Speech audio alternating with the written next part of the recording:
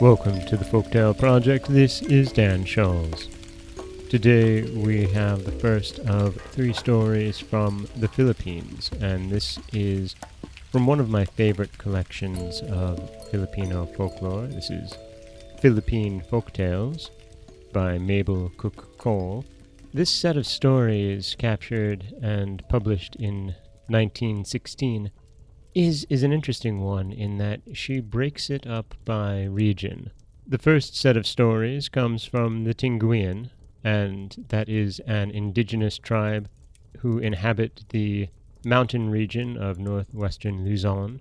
And these stories are really wonderful, and they have a particular type of forest spirit that is the focus of the first 2 tales, and that is the Alan. This first story is an interesting introduction to the Alan. This is Man and the Alan.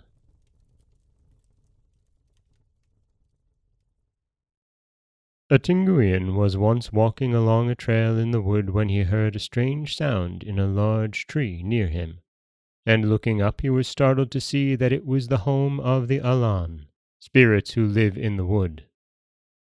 He stopped and gazed for a moment at the horrible creatures large as people hanging from the limbs of the tree with their heads down like bats.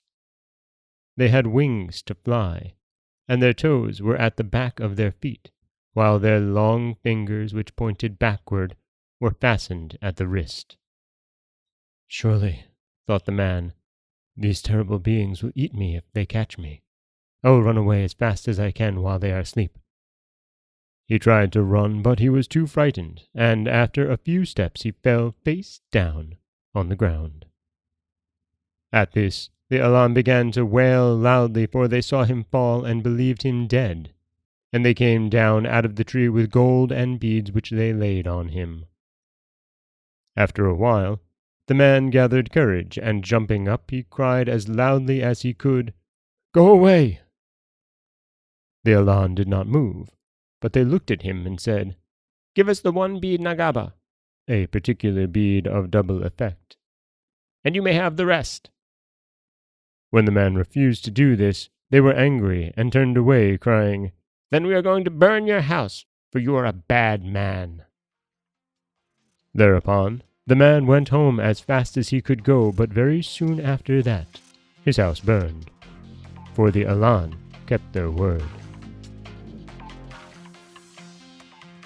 That is Man and the Alan, a story from the Philippines that introduces us to this very particular spirit of the forests. And, my goodness, it really does paint a picture, doesn't it?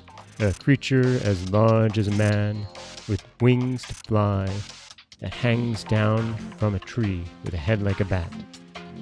And the description of the feet and the fingers and the hands, it's very just off enough to make you terrifying, which makes absolute sense.